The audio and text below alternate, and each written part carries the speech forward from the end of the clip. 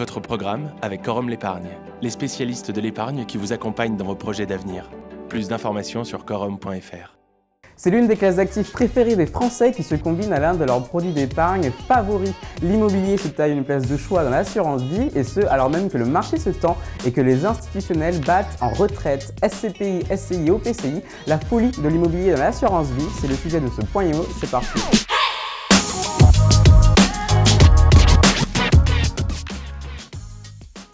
Et normalement, on devrait se vous voyer en plateau, mais je n'y arriverai absolument pas. Elle n'est pas conseillère en gestion de patrimoine, elle est journaliste à la rédaction de l'AGFI Actif. Elle signe dans le dernier numéro une enquête sur la place de la pierre papier dans l'assurance vie. C'est Mathilde Castagna qui est avec nous aujourd'hui en plateau. Salut Mathilde. Merci d'être avec nous. Très bizarre d'avoir une collègue du coup ici. Lui est conseiller en gestion de patrimoine, il est directeur général adjoint de l'UFF. Il est en direct en visio depuis ses bureaux. C'est José Fernandez qui est avec nous. Bonjour José Fernandez. Bonjour. Merci à vous également d'être avec nous. Mathilde, c'est toi qui es en plateau. Alors, du coup, c'est à toi d'ouvrir le bal. Ton enquête, elle est juste ici. Elle fait 6 pages. Si tu devais la résumer en 6 mots.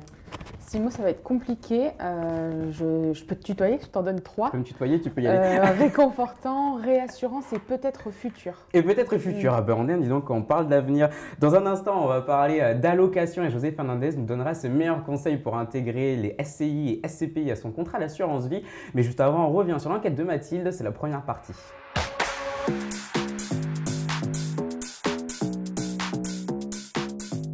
Alors Mathilde, quand on parle d'immobilier, concrètement, de quoi on parle déjà? Alors, on parle déjà dans un premier temps d'unité de compte, d'investissement immobilier indirect. C'est plébiscité souvent par les épargnants pour une histoire de diversification, même si on voit qu'aujourd'hui l'allocation dans ces contrats d'assurance vie au niveau immobilier augmente. C'est un peu une assurance de rentabilité à l'arrivée, de peu de risques, un risque moindre par rapport à d'autres types d'actifs. Par contre, via l'assurance vie, c'est vrai que la palette de possibilités est un peu restreinte par rapport au direct, juste parce qu'on doit choisir parmi les unités de compte qui ont été choisies, proposées par l'assureur, contrairement au direct où là, on a plus de choix. Donc les SCPI, SCI en assurance vie, oui, mais du coup, on est un peu dépendant du choix de l'assureur, un peu comme pour les autres unités de compte. Mathilde, un ou deux chiffres, du coup, pour illustrer l'engouement des Français pour la pierre papier dans l'assurance vie? Alors, ce n'est pas mes chiffres, mais c'est ceux de l'ASPIM. C'est pas grave, on les prend quand même. L'ASPIM, on précise, l'Association française des sociétés de placement immobilier, c'est elle qui nous donne tous les chiffres des sociétés de gestion immobilière, donc sur les SCPI, les SCI, les collectes, les rendements, etc. Exactement. Alors en 2021, la collecte des sociétés civiles support d'unités de compte immobilière en assurance vie s'élevait à 3,1 milliards d'euros. Aujourd'hui, en 2022, on a encore un mois et demi devant nous et on a déjà dépassé ce niveau. On est à 3,5 milliards d'euros avant la fin de l'année. Donc 3,5 versus 3,1 l'année dernière. José Fernandez, je me tourne vers vous. Vous êtes au contact des clients. D'année en année, est-ce que vous avez constaté un accroissement de l'appétit des Français pour l'immobilier dans l'assurance vie? Oui, absolument. On le constate d'ailleurs d'année en année. Les chiffres que vous venez de citer en font la parfaite illustration. En fait, cet engouement de l'immobilier, il est concomitant à la baisse des rendements obligataires. On parlait tout à l'heure d'allocation.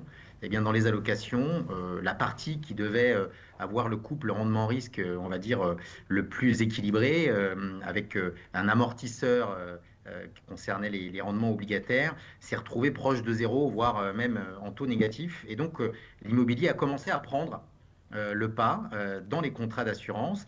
Et là où ça représentait jusqu'à 2015 environ 3% des encours de l'assurance, en fait, ça a triplé depuis 2015. Donc aujourd'hui, tous ces fonds, alors on en reparlera tout à l'heure, les SCI, les SCPI, les OPCI, ça représente pas loin de 10% de l'encours assurance en moins de 7 ans. Donc c'est quand même une progression assez fulgurante. Et qu'est-ce qu'on va chercher avec de l'immobilier? Quand on rajoute de l'immobilier dans son assurance vie, qu'est-ce qu'on va chercher? Mathilde parlait tout à l'heure de risque et de rendement. Est-ce que c'est ça? Est-ce qu'on va chercher de la performance ou plutôt de la sécurité? Alors d'abord, on va chercher une classe d'actifs différente. C'est-à-dire que j'ai parlé tout à l'heure des obligations, des actions. Aujourd'hui, la pierre papier, tous ces supports immobiliers, ça permet d'aller rajouter à son allocation, l'allocation dans l'assurance vie, alors qu'on l'a déjà dans l'allocation globale patrimoniale, puisqu'on peut déjà détenir de l'immobilier sous différentes formes hors de l'assurance. Ça permet d'abord d'aller accéder à une classe d'actifs que l'on n'aurait pas pour faute de moyens, par exemple. Hein. Si j'ai envie d'acheter un appartement, il faut que je débourse une certaine somme. Là, pour quelques centaines de milliers d'euros, je peux avoir de l'immobilier. Et puis, on en a parlé tout à l'heure, ça permet de compléter une allocation d'actifs. Et il faut savoir que l'immobilier, c'est quand même le couple rendement-risque idéal. Parce qu'on a des rendements qui sont plutôt récurrents, résilients, y compris même, on en reparlera peut-être lors du Covid, avec des moyennes à 4,5%, 5%. Et on a une valorisation du support qui, elle, est plutôt stable. En tout cas, depuis le début des années 90 et la crise immobilière, on a quelque chose qui est assez résilient. Donc voilà, c'est important d'avoir ça dans un portefeuille et dans une allocation parce que ça permet de stabiliser un peu la volatilité du portefeuille également. Et l'immobilier a bénéficié également de la baisse du rendement du fonds euro, non? Bien sûr, je parlais tout à l'heure de la baisse des taux obligataires. Ouais. L'impact direct, il est sur les fonds obligataires et l'impact indirect, il est sur le fonds en euros. Alors, il y a deux éléments conjoncturels qui ont poussé les épargnants à sortir du fonds en euros. Il y a d'abord la faiblesse des rendements qui ne cesse de baisser depuis une dizaine d'années, ça c'est un fait. Mais il y a aussi les contraintes de l'assureur en termes de marge de solvabilité, c'est-à-dire les euros que l'assureur doit mettre de côté pour chaque euro que les investisseurs placent sur le fonds en euros pour pouvoir répondre aux besoins nécessaires en cas de sortie sur le fonds en euros. Ça, c'est très très lourd à gérer par l'assureur. Donc on voit bien que d'un point de vue commercial, l'assureur a commencé à orienter et ses équipes commerciales, mais également les épargnants, vers les unités de compte. davantage d'unités de compte. Exactement, dont les unités de compte immobilières. Difficile de parler d'immobilier sans parler d'un sujet qui est quand même assez important, ce sont les frais. Mathilde, dans ton enquête, tu parles des SCPI sans frais d'entrée, ces SCPI nouvelle génération qui promettent du coup une souscription gratuite. On va voir ça justement avec toi, mais très rapidement parce que ce point est quand même très important, mais il pourrait faire l'objet d'une enquête à part entière, voire d'une émission à part entière, voire d'un hors-série. Aujourd'hui, Mathilde, le marché se divise en deux teams, c'est ça, il y a les pros SCPI sans frais d'entrée et les contre. Oui, alors je ne veux pas les mettre un contre l'autre. Ce qu'on voit, ce qu'on constate sur le marché aujourd'hui, c'est que les nouveaux entrants comme RIMEKM, Novaxia, Iroko débarquent, captent des parts de marché. Grâce notamment à des frais de souscription, attention, on a dit gratuits, des frais de souscription qui ont disparu, on va dire. Qui sont affichés comme à zéro. À zéro au départ, exactement. Sur ce sujet-là, attention, la gestion d'immeubles, la gestion d'un parc immobilier, ça coûte cher. Très cher même. Ça coûte très cher, ça demande un niveau d'expertise accru. Donc dans tous les cas, il y a des coûts derrière. Donc s'il n'y a pas de frais de souscription qui aujourd'hui tendent à être entre 8 et 12%, c'est forcément qu'ils sont répercutés derrière. Par contre derrière, il y a une histoire il y a quand même une question de devoir de conseil. Enfin, il y a plein de questions. Après, sur ce sujet-là, il faut rester prudent. On n'a pas beaucoup de recul encore. Oui, ce sont des SCPI qui présentent parfois des track records de moins d'un an. Exactement. Elles sont quand même très très récentes. Et oui, effectivement, il faut du coup bien les comparer pour voir lesquelles sont les plus rentables. José Fernandez, alors j'ai bien entendu ce que dit Mathilde, mais moi je suis un épargnant un peu têtu et je me dis bon, j'ai déjà les frais de mon contrat d'assurance vie, j'ai envie d'intégrer des SCPI, je préfère aller naturellement vers des SCPI sans frais d'entrée. Je me dis au moins, c'est déjà ça en moins. Est-ce que ce raisonnement, José Fernandez, il est un peu trop simpliste ou est-ce qu'il vous semble assez naturel et pertinent et logique ? D'abord, c'est assez naturel et pertinent quand je suis un épargnant parce que j'ai pas envie de voir s'accumuler les frais et on va pas se mentir, on est sur des produits qui ont effectivement un certain nombre de frais. Là où il faut qu'on fasse très attention, c'est que ces frais, ils ne sont pas là pour rien. C'est-à-dire que ces frais, ils correspondent chacun à des services qui sont rendus soit par l'assureur, soit par le gestionnaire. Et il y a un petit manque de pédagogie également pour expliquer à quoi servent ces frais. Mais si on en revient à ce combat, ce match entre SCPI sans frais et SCPI avec frais d'entrée. Bon, effectivement, on a 178 SCPI aujourd'hui sur le marché. Il n'y en a que 3 qui sont sans frais. Donc, c'est très jeune, vous l'avez dit, Mathilde l'a précisé. Il faut pas se mentir. Lorsqu'on achète des immeubles, il y a des coûts de transaction. C'est valable pour un institutionnel, c'est valable pour un particulier. Tout le monde peut tout à fait le comprendre. Et moi, j'invite toujours les épargnants à se mettre à la place du gérant, comme si c'était eux-mêmes qui devaient acquérir les biens immobiliers qui vont constituer le patrimoine de la SCPI. Donc Mathilde l'a très bien dit, il n'y a pas de droit d'entrée, mais vous avez en sous-jacent des droits d'acquisition des immeubles. En fait, on a fait descendre d'un cran ces frais de transaction, que l'on appelle commission de souscription ou qu'on appelle commission d'acquisition d'immeubles. Et quand on regarde très précisément l'ensemble des frais, on voit qu'il y a des frais dans les SCPI sans frais d'entrée qui n'existent pas dans les SCPI avec frais d'entrée, voire même certains frais qui sont doublés ou triplés, des frais qu'on peut appeler des frais d'arbitrage, bref, il y a un certain nombre de frais. Donc, Mathilde a tout à fait raison, il ne faut pas les opposer. C'est très très bien d'ailleurs d'avoir un peu d'innovation et de nouveauté. C'est un modèle économique qui est différent. L'important pour l'épargnant, c'est quoi? C'est qu'à la fin des fins, il ait un rendement qui soit intéressant, net de tout frais. Or, il s'avère qu'aujourd'hui, ces 3 SCPI, elles ont des rendements net qui sont supérieurs, voire largement supérieurs à la moyenne des SCPI. Néanmoins, ce n'est pas forcément lié au modèle, c'est lié au sous-jacent. C'est-à-dire qu'elles sont investies sur du démembrement, sur des choses un peu particulières. Moi, je pense qu'aujourd'hui, il est encore un tout petit peu trop tôt pour savoir si tout ça est viable. Ce qui est sûr, c'est que ne pas avoir de droit d'entrée, c'est donc très contraignant pour le gestionnaire. Ça veut dire qu'il faut y regarder à 2 fois. Avant un certain temps, il y a des frais de sortie. C'est-à-dire que c'est quand même un placement de long terme, rappelons-le, de très long terme. Mais si jamais vous avez un besoin de sortir, sachez que sur les SCPI sans frais d'entrée, mécaniquement, vous aurez des commissions de rachat qui seront appliquées qu'on n'a pas sur les SCPI pour lesquelles on a des commissions de souscription. Et vous avez raison de le rappeler, effectivement, des frais de sortie, dont il faut également parler. Vous restez avec nous, José Fernandez. Toi aussi, Mathilde, on va parler allocation. Mais juste avant, vous l'avez vu, cette émission est en partenariat avec Quorum l'épargne. Eh bien, c'est la minute sponsor. Votre programme avec Quorum l'épargne, les spécialistes de l'épargne qui vous accompagnent dans vos projets d'avenir. Vous connaissez certainement Quorum l'épargne pour ses SCPI, notamment Quorum Origine qui a été créé et lancé en 2012, Quorum XL ou Quorum Eurion.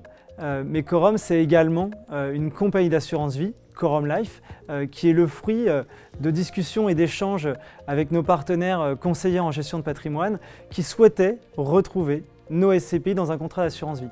La simplicité aurait été de faire appel à un assureur bien connu du marché pour faire référencer nos SCPI ou pour se faire construire un contrat sur mesure.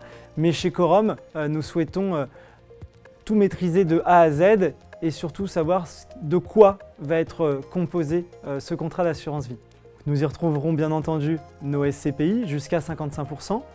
Et parce qu'il fallait offrir une certaine complémentarité à l'immobilier, nous mettons également à disposition notre expertise obligataire, bien connue des investisseurs institutionnels, un peu moins du grand public, mais nous pensons que cette offre elle est cohérente puisqu'on retrouve l'immobilier où on a des loyers potentiels qui sont payés par les locataires et puis nous avons l'obligataire avec les emprunteurs qui paient des intérêts. Donc pour nous, c'est deux choses qui se complétaient et surtout dans le contexte que l'on traverse depuis bientôt 2 ans et la volatilité qu'on a retrouvée sur les marchés, cela permettait d'avoir des supports avec une volatilité limitée et un niveau de risque entre 3 et 4 sur une échelle de 1 à 7. La particularité sur Quorum Life, c'est que l'on reverse 100% de la performance des SCPI.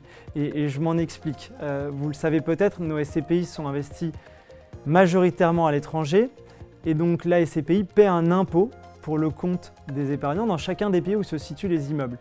Nous avons souhaité, parce que cela nous paraissait plus juste pour les épargnants, que 100% de la performance soit redistribuée, soit ce que l'on appelle le dividende brut. Et ça, c'est une particularité, puisque je pense que Quorum Life est la seule compagnie à pratiquer de la sorte.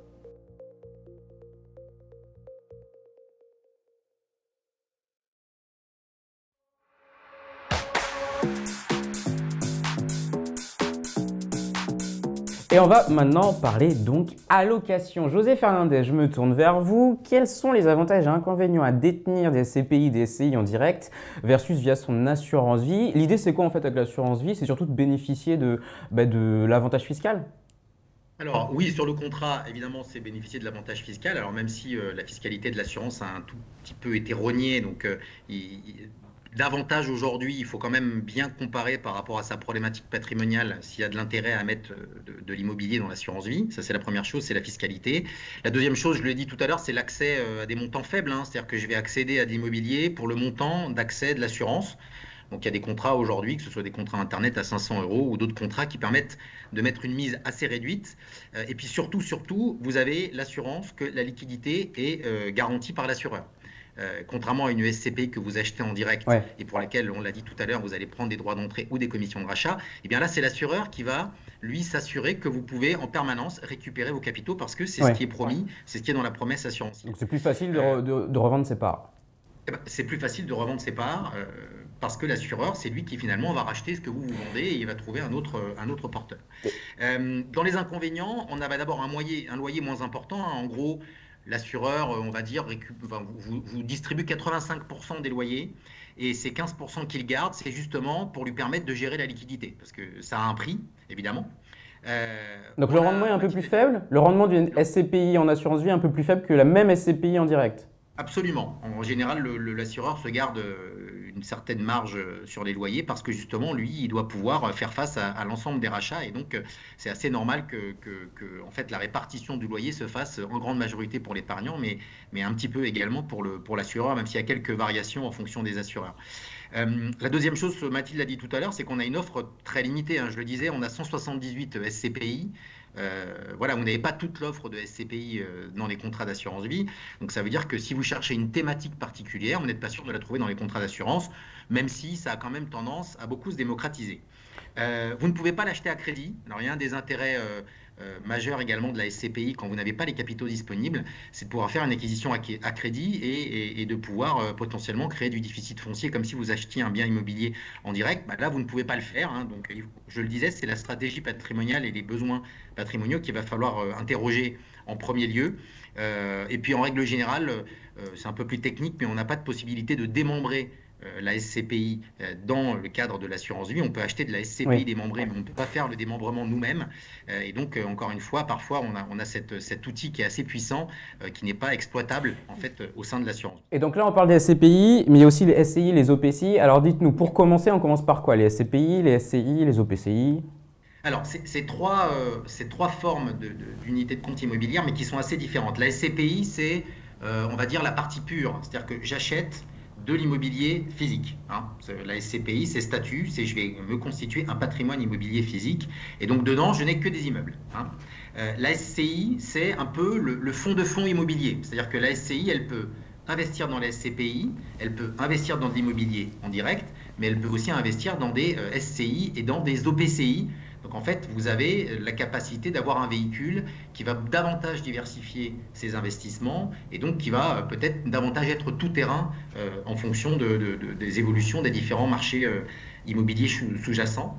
Et puis vous avez les OPCI. Alors l'OPCI, c'est un peu, on va dire, la fusion entre les valeurs mobilières, les instruments financiers et l'immobilier. Et là, vous avez une partie de votre investissement, aux alentours de 40%, qui est diversifié sur des valeurs mobilières, sur des obligations et des actions. Et donc, c'est moins pur parce que vous n'avez que, en gros, 60% d'immobilier, même si théoriquement, vous pourriez en avoir 100%. Mais ce n'était pas le cas aujourd'hui. Et les OPCI, c'est surtout pour cette raison que les OPCI sont un peu les mal-aimés de la pierre papier. José Fernandez, dites-nous, est-ce qu'il faut aller plutôt sur des produits généralistes ou plutôt thématiques? Quelle est votre approche? Alors, je pense que ça dépend de différents facteurs. Le premier, c'est votre capacité d'épargne. Si vous avez 2000 € à mettre dans des SCPI, vous n'allez pas vous amuser à multiplier par 4 ou 5, même si vous avez un contrat qui le permet. Votre diversification sur les SCI ou sur les SCPI, ça n'a pas tellement de sens. Donc, dans ces cas-là, il vaut mieux prendre un véhicule généraliste voilà, qui vous permet d'aller bénéficier d'un rendement intéressant. En revanche, si vous avez un montant de capitaux qui est assez conséquent, là, ça devient intéressant de pouvoir faire une allocation de SCPI. Dans ces cas-là, il faut aller regarder à l'intérieur des prospectus, des DIC maintenant dans l'assurance vie, pour voir un peu ce qu'il y a à l'intérieur.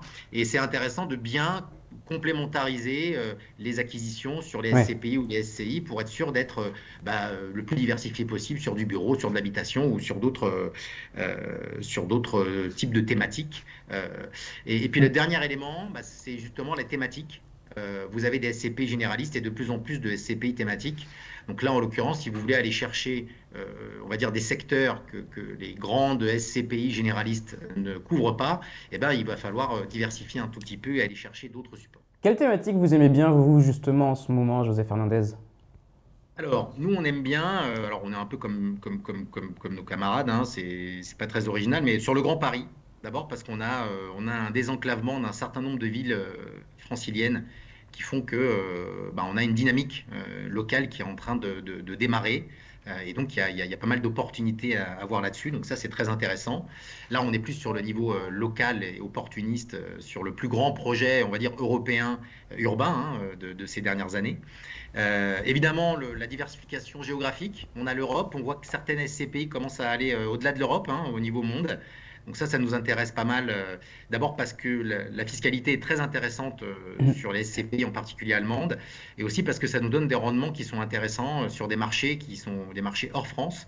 Donc ça, c'est pas mal pour la diversification. Je parlais de thématique tout à l'heure, la diversification géographique est importante également.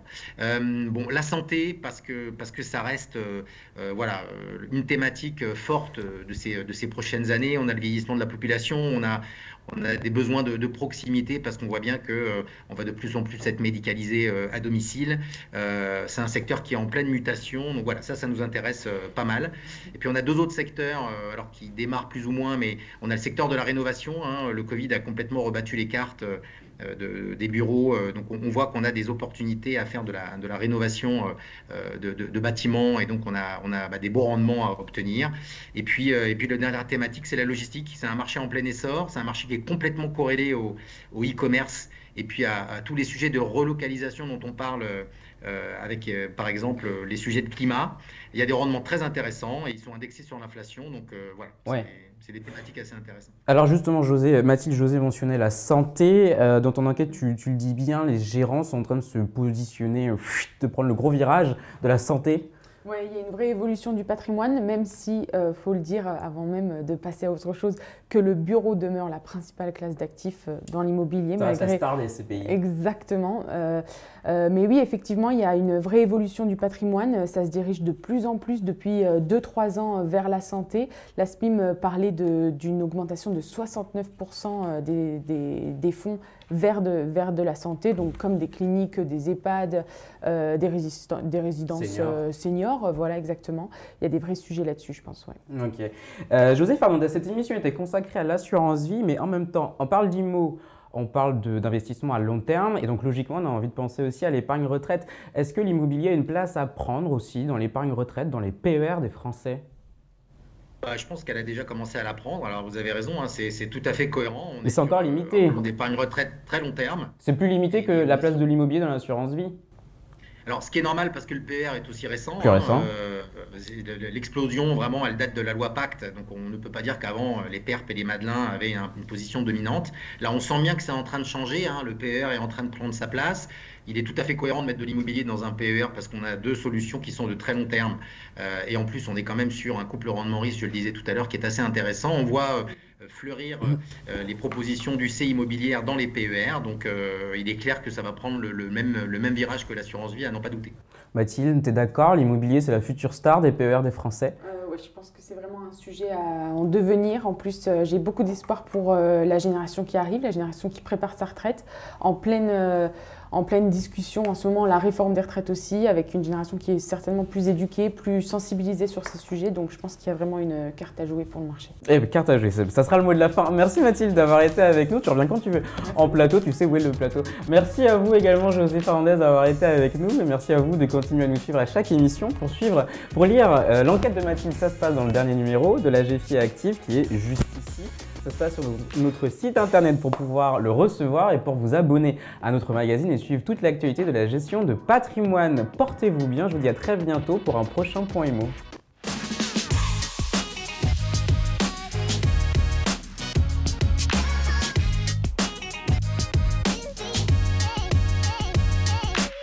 C'était votre programme avec Quorum l'épargne, les spécialistes de l'épargne qui vous accompagnent dans vos projets d'avenir. Plus d'informations sur quorum.fr.